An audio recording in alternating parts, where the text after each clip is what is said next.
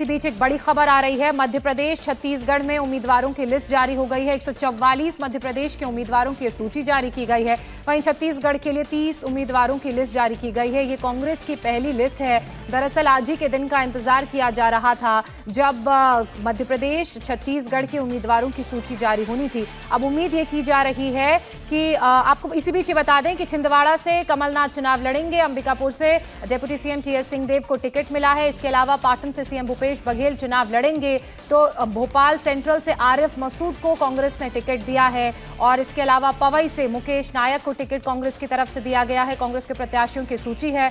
बड़ी खबर, बड़ी जानकारी हम आपको दे रहे हैं। एक बार फिर से आपको बता दें, जहां एक तरफ अंबिकापुर से टीएस सिंहदेव चुनाव लड़ेंगे तो वहीं पाटन से मुख्यमंत्री भूपेश बघेल को एक बार फिर से कांग्रेस ने टिकट दिया है। भोपाल सेंट्रल से आरिफ मसूद को टिकट मिला है। इसके अलावा पवई से मुकेश नायक को टिकट दिया गया है और उम्मीद की जा रही है कि आज ही राजस्थान के प्रत्याशियों की भी लिस्ट सामने आ जाएगी। मध्य प्रदेश और छत्तीसगढ़ के प्रत्याशियों की सूची सामने आ चुकी है। 144 प्रत्याशियों की ये लिस्ट है, जिसमें पाटन से भूपेश बघेल चुनाव लड़ेंगे तो वहीं आपको बता दें कि अंबिकापुर से भी चुनाव टीएस सिंहदेव लड़ेंगे। तो मध्य प्रदेश के ये 144 उम्मीदवार हैं, जिसमें मुख्यमंत्री के नाम का और सीट का भी ऐलान किया गया है कि वो कहां से चुनाव लड़ेंगे। हमारी सहयोगी विजय लक्ष्मी इस वक्त हमारे साथ जुड़ चुकी है। सीधे उनका रुख करते हैं। विजय लक्ष्मी, कांग्रेस ने अपनी लिस्ट जारी कर दी है। 144 प्रत्याशियों के नामों का इसमें ऐलान किया है। कौन कौन कहां से चुनाव लड़ेगा, एक बार डिटेल में बताइए।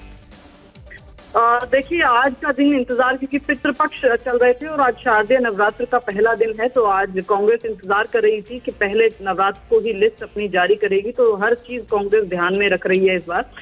जहां तक मध्य प्रदेश की बात है तो 144 नामों की लिस्ट है। इसमें जो पूर्व मुख्यमंत्री हैं कमलनाथ, उसके अलावा जीतू पटवारी जो पूर्व मंत्री थे, जो मध्य प्रदेश में सरकार कांग्रेस की बनी थी, उसमें मंत्री थे। कमलनाथ जो है वो छिंदवाड़ा से चुनाव लड़ेंगे। इसके अलावा जीतू पटवारी का नाम है। और जहां तक बात है, क्योंकि आज कांग्रेस ने 3 राज्यों की पहली लिस्ट अनाउंस की है, मध्य प्रदेश, छत्तीसगढ़ और तेलंगाना। छत्तीसगढ़ की जहां तक बात करें तो वहां पर 30 नामों का ऐलान आज कांग्रेस पार्टी ने किया है, जिसमें मुख्यमंत्री भूपेश बघेल हैं जो पाटन से, जो उनकी ट्रेडिशनल सीट है, वहां से चुनाव लड़ेंगे। इसके अलावा ताम्रध्वज साहू जो अभी होम मिनिस्टर हैं वो भी लड़ेंगे। इसके अलावा दीपक बैज जो कि कांग्रेस के प्रदेश अध्यक्ष हैं और लोकसभा के सांसद भी हैं, उनको भी कांग्रेस पार्टी ने चित्रकूट से जो है इस बार टिकट दिया है। तो इसी तरह से हम देख रहे हैं कि काफी सारे कैबिनेट मिनिस्टर, जहां तक बात है छत्तीसगढ़ की, तो उनको रिपीट किया गया है। मुख्यमंत्री का चेहरा, क्योंकि मध्य प्रदेश में कमलनाथ हैं, उनके नाम का ऐलान पहली ही लिस्ट में मध्य प्रदेश में कर दिया गया है। और छत्तीसगढ़ में भी बड़े जो नेता हैं, चरणदास महंत जो कि पूर्व केंद्रीय मंत्री हैं, उनको भी चुनावी मैदान से कांग्रेस पार्टी शक्ति सीट से इस बार उतारेगी। तो काफी सारे बड़े चेहरे। विजय लक्ष्मी, कमलनाथ की अगर बात की जाए तो रणदीप सिंह सुरजेवाला ने भी जब मुख्यमंत्री के नाम को लेकर उनसे सवाल पूछा गया था तो कमलनाथ के नाम का जिक्र किया था। ऐसे में एक क्लियर मैसेज कांग्रेस की तरफ से मुख्यमंत्री के नाम को लेकर दे दिया गया है। लेकिन क्या मध्य प्रदेश में किसी तरह का कोई बदलाव उम्मीदवारों की सूची में इन नामों में किया गया है? किन बातों का ख्याल रखा गया है? क्या वो फैक्टर्स हैं? देखिए, कांग्रेस पार्टी ने 4 से 5 सर्वे कराए थे और उन सर्वे के आधार पर ही इस बार टिकट डिस्ट्रीब्यूशन जो है वो कांग्रेस की तरफ से किया गया है। साथ ही कुछ ऐसे उम्मीदवार जो पिछली बार दूसरे नंबर पर थे, उनको भी टिकटों की सूची में शामिल किया गया है। विजिबिलिटी जो है वो कांग्रेस पार्टी ने सबसे बड़ा क्राइटेरिया टिकट देने में दिया है। और इसके अलावा जो लोग दूसरी पार्टियों से छोड़कर तुरंत कांग्रेस में आए, तो कांग्रेस ने परहेज किया है कि ऐसे लोगों को टिकट ना दिया जाए। जो कांग्रेस के कार्यकर्ता हैं, जो कांग्रेस के लोग हैं जो वहां पर 5 सालों से काम कर रहे थे, उनको वरीयता जो है वो दी जाए। तो ज्यादातर नाम हम देख रहे हैं कि या तो जो पिछली बार सेकंड थे या पिछली बार जिन लोगों ने जो लोग जीते थे बतौर विधायक, उनको इस लिस्ट में जो है वरीयता मध्य प्रदेश की जहां तक बात है उसमें दी गई है। और कमलनाथ, क्योंकि साफ तौर पर हालांकि ऐलान नहीं किया है, लेकिन दबे शब्दों में कांग्रेस पार्टी कह रही है कि कमलनाथ ही उनका चेहरा है मध्य प्रदेश में और कमलनाथ ने ही कैंपेनिंग से लेकर तमाम चीजों की कमान जो है कांग्रेस पार्टी की मध्य प्रदेश में संभाली हुई है। और एक बार फिर से छिंदवाड़ा से कमलनाथ जो है चुनाव लड़ेंगे। अब कांग्रेस पार्टी को पूरी उम्मीद है, क्योंकि जितने भी सर्वे उन्होंने करवाए, 4 से 5 सर्वे कांग्रेस पार्टी की तरफ से हर सीट पर करवाया गया है। सभी सर्वेज में कांग्रेस पार्टी को जो सर्वे के रिजल्ट हैं वो इस ओर इशारा कर रहे हैं कि कांग्रेस पार्टी अच्छे बहुमत के साथ वहां पर सरकार बना सकती है। ये सर्वे के नतीजे हैं जो कांग्रेस पार्टी को विजय लक्ष्मी, लगता है। अंबिकापुर से टीएस सिंहदेव को टिकट मिलना कितना ज्यादा फायदेमंद रहेगा कांग्रेस के लिए? देखिए, टीएस सिंह देव क्योंकि काफी नाराज चल रहे थे छत्तीसगढ़ में, और फिर अगर आप कहें टैग एंड सरकार का जो था उसमें उनको डेप्यूटी सीएम बनाया गया। अब बार बार उनकी तरफ से कहा जाता है कि उन्हें मुख्यमंत्री बनाने का वायदा जो है वो किया गया था जब सरकार आई थी, और ये वायदा किया गया था कि 2.5 साल भूपेश बघेल मुख्यमंत्री रहेंगे और 2.5 साल टीएस सिंह देव रहेंगे, लेकिन वो हो नहीं पाया। तो लास्ट में जब अगले चुनाव होने थे उससे पहले पार्टी ने उनको उप मुख्यमंत्री जरूर बनाया, ताकि वो, क्योंकि टीएस सिंह देव एक बड़ा नाम है, अंबिकापुर और सरगुजा जो डिस्ट्रिक्ट है वहां पर उनकी खासा पकड़ है। ऐसे में अगर वो उनकी नाराजगी जो है वो कांग्रेस पार्टी को भारी पड़ सकती थी। ऐसे में चुनाव से जस्ट पहले, कुछ महीने पहले उनको उप मुख्यमंत्री बनाया गया ताकि उनकी नाराजगी पार्टी को ना झेलनी पड़े और वो पार्टी के लिए काम करे। तो टीएस सिंह देव को टिकट देकर के कांग्रेस पार्टी ने जरूर एक मैसेजिंग की है और एक बैलेंस करने की कोशिश की है पार्टी ने, कांग्रेस पार्टी ने, कि छत्तीसगढ़ में कोई भी बड़ा नेता जो है वो नाराजगी ना हो और फिर नाराजगी के चलते वो पार्टी विरोधी किसी तरह की कोई एक्टिविटी वहां पर ना हो जाए। तो ये, हालांकि ये बड़ा एक्सपेक्टेड था क्योंकि उप मुख्यमंत्री हैं तो उनका टिकट काटा जाना तो बड़ा असंभव सा था जो अभी के माहौल है उसमें। लेकिन जरूर कांग्रेस पार्टी का उस इलाके में, अगर आप बात करें अंबिकापुर या सरगुजा जो उनका पूरा क्षेत्र है, जो रीजन है वहां पर, क्योंकि एक रॉयल फैमिली से वो आते हैं तो उनका खासा प्रभाव उनका और उनके परिवार का वहां रहता है। तो ऐसे में कांग्रेस पार्टी कोई भी मुसीबत मोड़ नहीं लेना चाहती थी और ये क्वाइट एक्सपेक्टेड लाइन पे था कि उनको टिकट दिया गया। विजय लक्ष्मी, एक बार फिर से मैं मध्य प्रदेश का रुख कर रही हूं क्योंकि हम देख रहे हैं जिस तरह से कांग्रेस ने पुरजोर तरीके से प्रचार की शुरुआत मध्य प्रदेश में की। हमने देखा कि प्रियंका गांधी वाड्रा वहां सड़कों पर पहुंच रही हैं, मंदिर के दर्शन कर रही हैं और कर्नाटक की तर्ज पर उसी लाइन और लेंथ पर यहां पर भी प्रचार किया जा रहा है और 10 फ्रीबीज की भी बात की गई। तो क्या यही प्रमुख मुद्दे लेकर जनता के बीच कांग्रेस उतरी है जिसके कारण जीत के लिए सुनिश्चित नजर आ रही है या तमाम दावे कर रही है कांग्रेस? देखिए, कांग्रेस पार्टी मानती है कि शिवराज सिंह चौहान जो कि मुख्यमंत्री हैं और भारतीय जनता पार्टी से हैं, उनके कार्यकाल से लोग जो है नाराज हैं। इसके साथ ही गारंटीज का एक जो नया फॉर्मूला कांग्रेस पार्टी का कर्नाटका में जिसने काम किया, 5 गारंटीज कांग्रेस ने वहां दी, 11 गारंटीज कांग्रेस पार्टी ने यहाँ पर भी दी है। मध्य प्रदेश में 11 गारंटीज का ऐलान किया गया है, उसमें से 5 गारंटीज जो हैं वो मुख्य हैं और कांग्रेस पार्टी को लगता है कि जनता उनमें एक बार फिर से भरोसा जताएगी। और क्योंकि एंटी इनकम्बेंसी है और उसके अलावा कांग्रेस पार्टी एक पॉजिटिव विजन लेकर के, ऐसा कांग्रेस पार्टी मानती है कि जनता के बीच जा रही है, इसलिए उम्मीद कांग्रेस पार्टी कर रही है कि इस बार जो है मध्य प्रदेश में बदलाव होगा। अच्छा विजय लक्ष्मी, पहली लिस्ट जारी हो गई है, आगे आखिरी लिस्ट कब तक आ सकती है? कौन कौन से उम्मीदवारों के नाम आगे सामने आएंगे? देखिए, पहली लिस्ट आज आ गई है 144 नाम की और अगले कुछ दिनों में कल और परसों भी कुछ मीटिंग्स हो सकती हैं। कांग्रेस की केंद्रीय चुनाव समिति की बैठक हो सकती है क्योंकि मध्य प्रदेश में काफी सारे फैक्टर्स हैं जिनकी वजह से, क्योंकि काफी सारे बड़े नेता हैं जो चाहते हैं कि जब भी सरकार बनने वाली किसी राज्य में होती है तो सभी चाहते हैं कि उनकी दावेदारी, उनका स्टे जो है वो सरकार में ज्यादा से ज्यादा हो। इसलिए वो चाहते हैं कि ज्यादा से ज्यादा उनके खेमे के उम्मीदवारों को टिकट मिले ताकि सरकार बनने पे उनके स्टे ज्यादा हो। तो इसलिए जब टिकट का लेकर के कांग्रेस की केंद्रीय समिति बैठती है तो उसमें काफी माथापच्ची करनी पड़ती है, काफी मतभेद होते हैं। तो वही हाल मध्य प्रदेश में भी है। मध्य प्रदेश में काफी चीजों पर जो है वो कंसेंसस नहीं है और इसीलिए 2 मीटिंग्स के बाद भी अच्छा, ये तो बात हुई नहीं आ पाई है। विजय लक्ष्मी, ये तो बात हुई मध्य प्रदेश, छत्तीसगढ़ और तेलंगाना की, लेकिन उम्मीद तो ये भी की जा रही थी कि आज जो पहली लिस्ट सामने आई है उसमें राजस्थान के प्रत्याशियों का भी नाम होगा। कांग्रेस स्क्रीनिंग कमेटी की बैठक राजधानी दिल्ली में हुई जिसमें मुख्यमंत्री अशोक गहलोत शामिल थे। तो ऐसे में राजस्थान की लिस्ट के लिए कितना और इंतजार करना पड़ेगा, उस बारे में कोई जानकारी? राजस्थान की जो केंद्रीय कांग्रेस पार्टी में सीटों का ऐलान जो है वो केंद्रीय चुनाव समिति जब मोहर लगा देती है उसके बाद होता है। स्क्रीनिंग कमेटी जो है वो पहली प्रक्रिया होती है। तो केंद्रीय चुनाव समिति की बैठक 17 या 18 तारीख को ऐसा उम्मीद की जा रही है कि राजस्थान को लेकर होगी और फिर उसके बाद ही हम उम्मीद करें 18 तारीख के बाद 19 या 20 को राजस्थान की भी पहली सूची कांग्रेस पार्टी की तरफ से जारी कर दी जाएगी।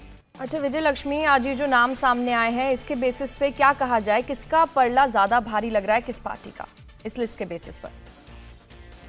देखिए, अब कांग्रेस पार्टी ने अपनी लिस्ट, क्योंकि कांग्रेस को मध्य प्रदेश में बड़ी संभावना लग रही है, छत्तीसगढ़ में उनकी सरकार है, इसलिए हम देख रहे हैं कि एक पूर्व केंद्रीय मंत्री को मैदान में उतारा है। तो वहीं दीपक बैज जो कि पार्टी के मौजूदा सांसद हैं, राष्ट्र के प्रदेश अध्यक्ष भी हैं राज्य के, उनको मैदान में उतारा है। तो कांग्रेस को लगता है कि ये उनका 2024 के लोकसभा चुनाव से पहले ये बेस्ट सिनेरियो है कांग्रेस पार्टी के लिए, जहां पर अच्छे विधानसभा में अगर कांग्रेस पार्टी जीत कर आती है तो इंडिया अलायंस की जहां तक बात है वहां पर पार्टी की बार्गेनिंग पावर भी बढ़ेगी और इसके अलावा एक परसेप्शन का नैरेटिव भी कांग्रेस पार्टी 2024 से पहले बिल्ड कर पाएगी। अगर ज्यादा से ज्यादा राज्यों में, क्योंकि 5 राज्यों में चुनाव होने हैं, ऐसे में अगर कांग्रेस पार्टी ज्यादा से ज्यादा विधानसभा चुनाव जीतती है और सरकार बनाती है तो परसेप्शन की बैटल में 2024 के लोकसभा चुनाव से पहले एक बड़ा फैक्टर कांग्रेस पार्टी को लगता है कि होगा। इसलिए टिकट बंटवारों में काफी समय भी लगा और हम पिछले 10-15 दिन से हम देख रहे थे ये प्रक्रिया चल रही है, स्क्रीनिंग कमेटी की बैठक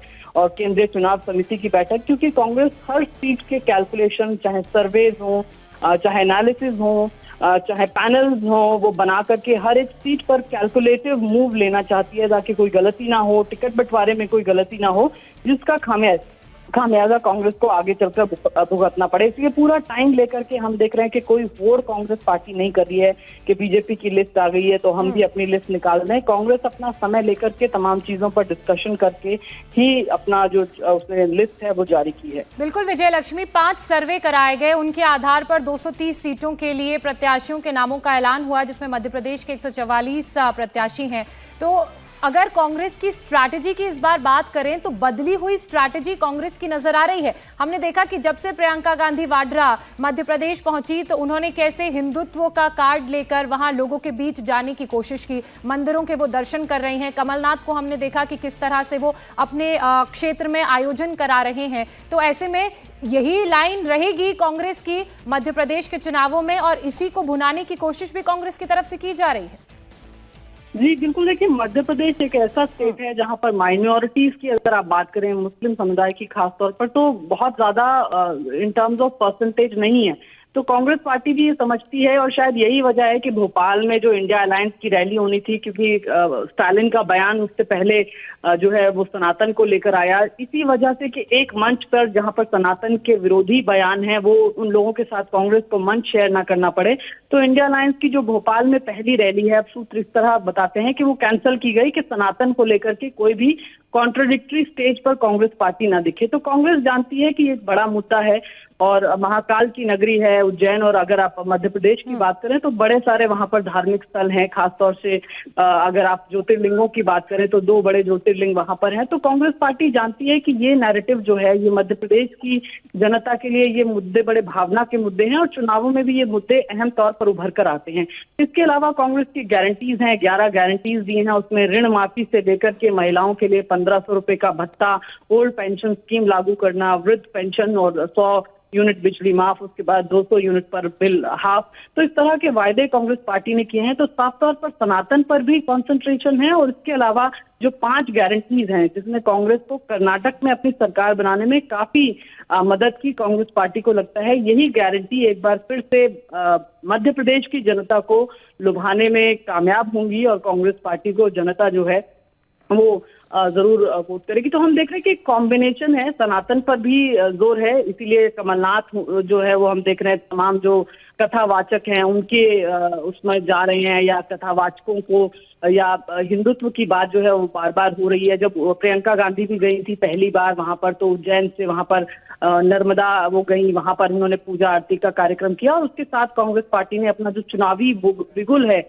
वो वहां से बचाया। तो धार्मिक एक तरीके से हम कहें। लेकिन विजय लक्ष्मी, अगर सेंट्रल और स्टेट की इलेक्शन की बात करें तो दोनों के मुद्दे अलग होते हैं और कांग्रेस ने इस बात को समझ लिया है, तभी वो जो 11 गारंटियां हैं उन गारंटियों के साथ मैदान में उतरी है। इतने टाइम से आप कांग्रेस के साथ जुड़ी हुई हैं, आप कवर करती आई हैं, तो आपको क्या लगता है कि ये जो 11 गारंटियां कांग्रेस की तरफ से जिनको लेकर घोषणा पत्र में शामिल किया गया है ये कांग्रेस के फेवर में जाएंगी?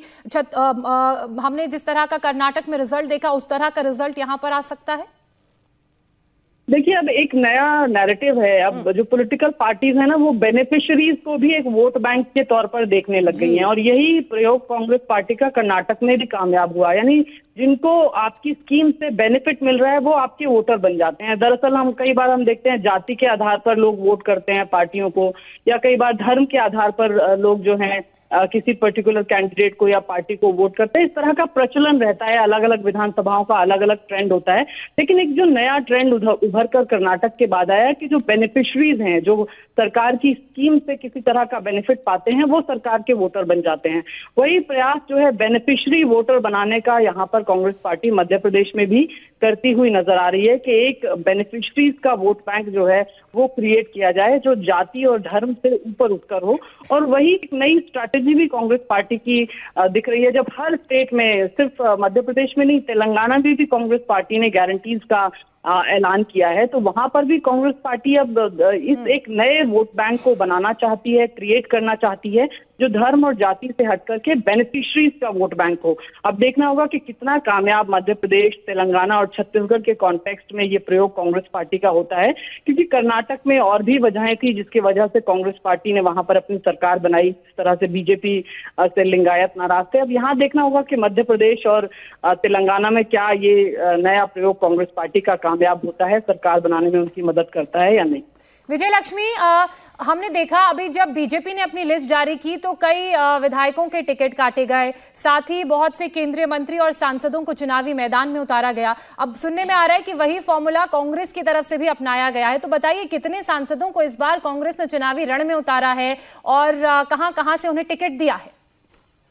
देखिए, जहां तक कांग्रेस की बात है तो छत्तीसगढ़ में हमें ज्यादा नाम देखने को मिल रहे हैं, जहां पर जो है वो कांग्रेस ने अपने पूर्व केंद्रीय मंत्रियों को या मौजूदा सांसदों को जो है वो चुनावी मैदान में उतारा है। अब जैसे दीपक बैज हैं, छत्तीसगढ़ की अगर मैं बात करूं तो ये कांग्रेस पार्टी के सांसद हैं, हालांकि मौजूदा प्रदेश अध्यक्ष भी हैं, लेकिन सांसद हैं लोकसभा के कांग्रेस पार्टी के, और इनको टिकट दिया गया है। चरणदास महंत हैं, जो कांग्रेस पार्टी से जो पूर्व केंद्रीय मंत्री थे यूपीए सरकार में, उनको भी टिकट दिया गया है, वो भी पूर्व लोकसभा सांसद है। ताम्रध्वज साहू हालांकि अभी होम मिनिस्टर हैं, अभी जो है वो वहां पर विधायक हैं, लेकिन इससे पहले वो भी लोकसभा सांसद थे।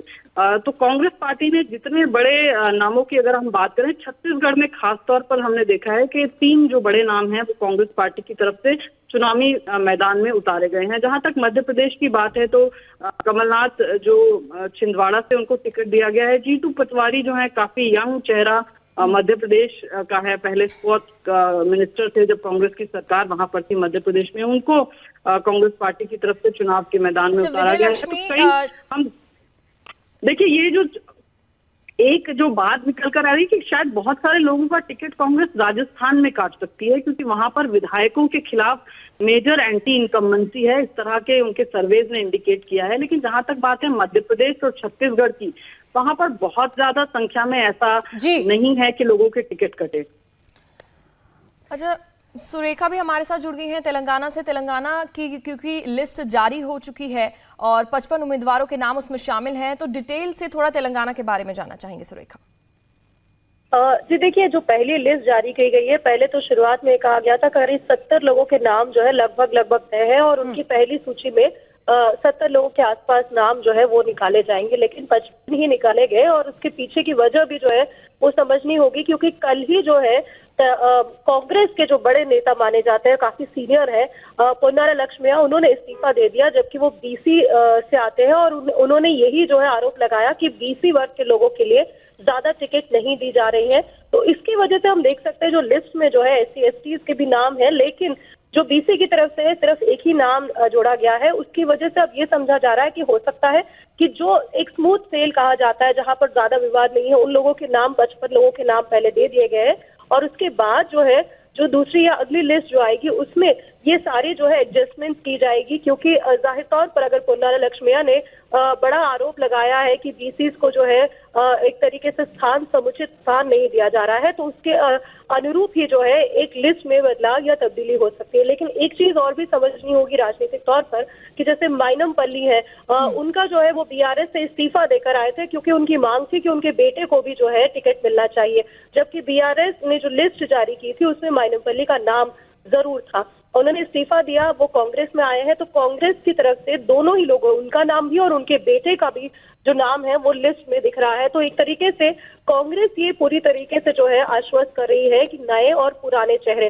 दोनों का जो है सम्मिलित करके एक लिस्ट जारी की जाएगी। और क्योंकि अब राहुल गांधी और प्रियंका भी आने वाले हैं, जो बस यात्रा निकाली जाएगी, तो उससे एक जोश जो है भरने की कोशिश की जाएगी और जो कैडर है उनमें एक जोश भरा जाएगा। और जहां जहां जिन जगहों पे जो है एक असंतृप्ति दिखी जा रही है कि यहाँ पर लोग खुश नहीं है, या फिर क्योंकि 1000 से ज्यादा मानकर चलिए 119 जो यहाँ पर जो है विधानसभा की जो सीटें हैं उनमें से करीब 1000 से ज्यादा अगर लोगों ने उम्मीदवारी दिखाई है, जिसको चार्ट आउट करके शॉर्टलिस्ट किया गया है, तो आप समझ सकते हैं कि करीब हर सीट के लिए 8 से 10 लोगों ने जो है उम्मीदवारी दिखाई है, जिससे नाराजगी बढ़ सकती है। और इसीलिए एहतियाती तौर पर जो है पहले 55 और उसके बाद बस यात्रा के दौरान या उसके बाद जो है बाकी की जो लिस्ट है वो निकाली जाएगी। और इस बीच में लोगों को, खासकर जो उम्मीदवार हैं जो उम्मीद कर रहे हैं कि उनको टिकट जरूर मिलेगा, उन लोगों से बातचीत करके जो है मसले को सुलझाने की कोशिश जो है वो कांग्रेस की तरफ से की जा सकती है। लेकिन इस बीच में एक खबर और भी कि वामपंथियों के साथ भी, वामपंथियों को भी 2 सीटें जो है देने की बात तय हुई दिख रही है, और कोत्तागुडम का भी और एक और सीट भी माना जा रहा है कि उनको दिया जाएगा। और इसके बारे में डी राजा से बात करने की बात सामने आ रही है।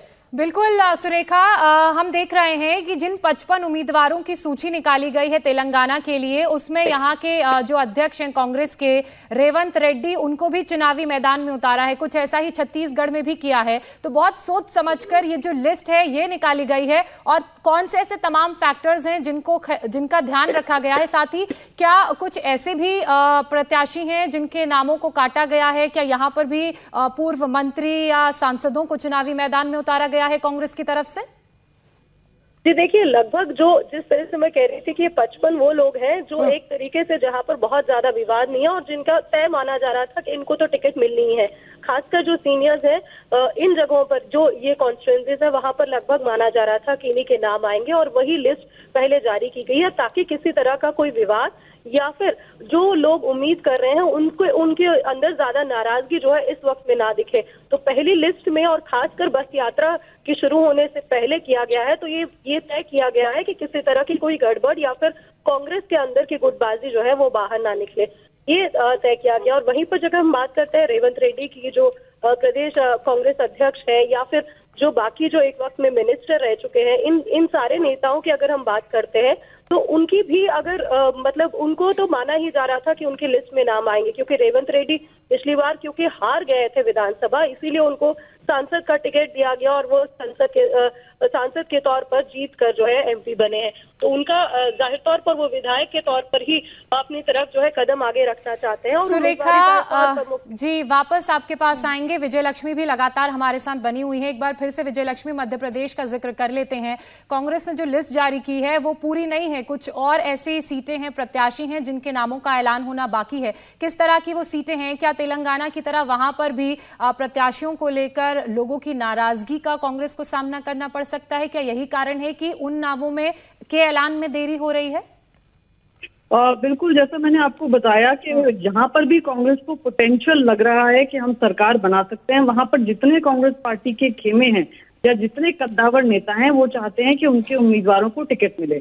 इसलिए इतनी 15 दिन से मशक्कत के बाद, सीसी की मीटिंग्स के बाद भी अभी तक कांग्रेस की पूरी लिस्ट मध्य प्रदेश की नहीं आई, और साथ ही कांग्रेस तमाम चीजों को आंक करके टिकट डिस्ट्रीब्यूशन में कम से कम कोई गलती नहीं करना चाहती है। इसलिए, और साथ ही कुछ लोग बीजेपी से अभी कांग्रेस पार्टी में थोड़े दिन पहले ज्वाइन हुए हैं, मुझे जो 25 से 30 के करीब लोग हैं, तो वो लोग भी उम्मीद कर रहे हैं कि वो दूसरी पार्टी से यहाँ आए हैं तो उनको टिकट मिलनी चाहिए मध्य प्रदेश में।